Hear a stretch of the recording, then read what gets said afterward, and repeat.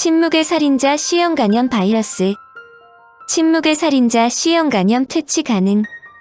2020년 노벨 생리의학상 수상자는 존재조차 알 수 없었던 C형 간염 바이러스를 분리 발견하면서 치료의 실마리를 제공한 하비 알터, 미국 NIH 박사, 마이클 허튼 캐나다 엘버타대 박사, 찰스 라이스 미국 록펠러대 바이러스학과 교수를 선정했다.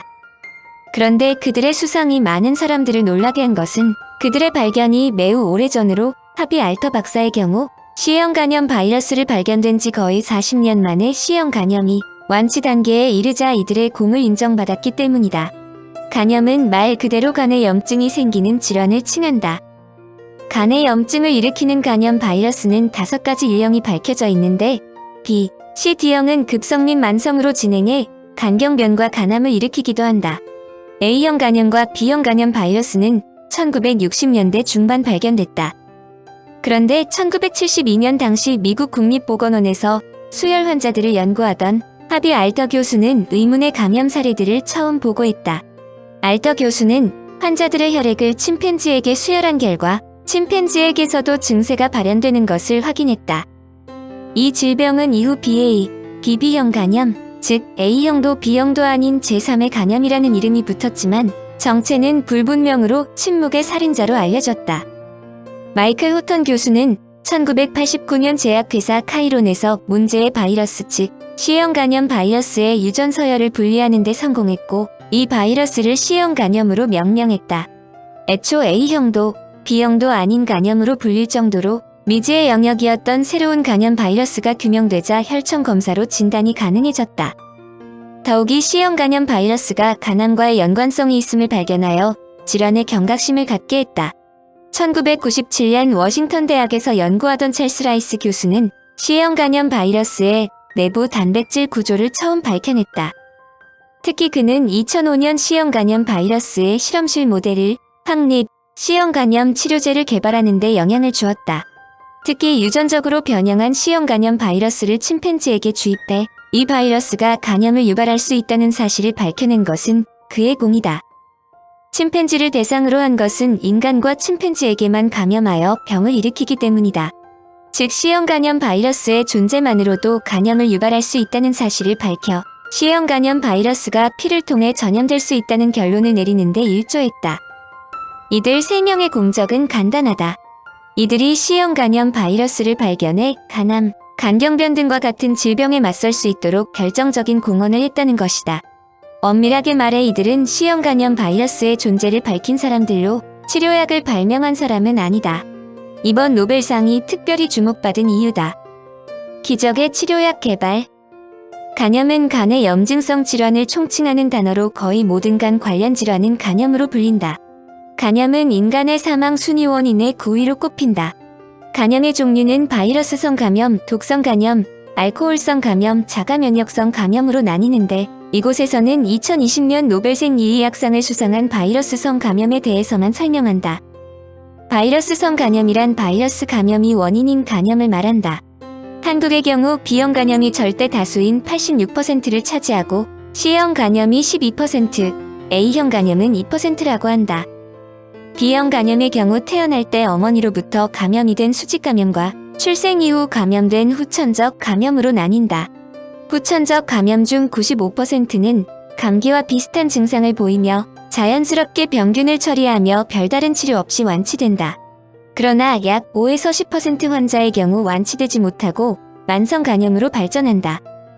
C형 간염의 경우 B형 간염에 비해 비교적 적은 약 10에서 15% 정도의 환자가 스스로 치유되지만 85에서 90% 이상의 경우 만성 간염으로 발전하며 이 중 약 10에서 20% 환자에게서 20-30년 이내에 간경변 및 간암 등이 발병한다. 간염은 급성과 만성이 있는데 감기에 걸린 듯 발열, 근육통 등의 비특징적 증상만 나타나기도 하는데 C형 간염의 경우 심각한 급성 증상이 잘 보이지 않는다고 알려진다. 만성 간염은 감염부터 6개월 이후를 의미하며 아무런 증상이 나타나지 않는 만성 보균자부터 간경변 및 간암 등 다양한 스펙트럼이 보이게 된다. B형 간염은 우리나라 전체 바이러스성 간염 중 86%를 차지할 정도로 한때 우리나라 인구의 근 10%에 달하는 사람이 B형 간염 보균자라고 알려졌다. 그러나 B형 간염은 원래 태어날 때 어머니로부터 수직 감염된 경우가 아니라면 성인의 경우 감기 정도의 증상만 보이다가 쉽게 완치되는 질병으로 제대로 치료받는다면 B형 간염은 크게 걱정할 이유가 없다고 설명된다. 특히 1980년대 초등학교에서 B형 간염 예방 백신 접종이 일반화된 데다가 1991년 신생아에게 B형 간염 예방 접종이 의무화되었고 신생아가 수직 감염되는 것 또한 예방 조치가 취해지기 때문에 1990년 이후 출생자 중에서 B형 간염 보균자는 거의 없다. C형 간염의 경우 C형 간염 바이러스의 감염에 의해 발생하는데 B형 간염에 비해 비교적 적은 약 10에서 15% 정도의 환자가 스스로 치유되지만 85에서 90% 이상의 경우 만성 간염으로 발전하며 이 중 약 10에서 20% 환자에게서 20-30년 이내에 간경변 및 간암 등이 발병한다.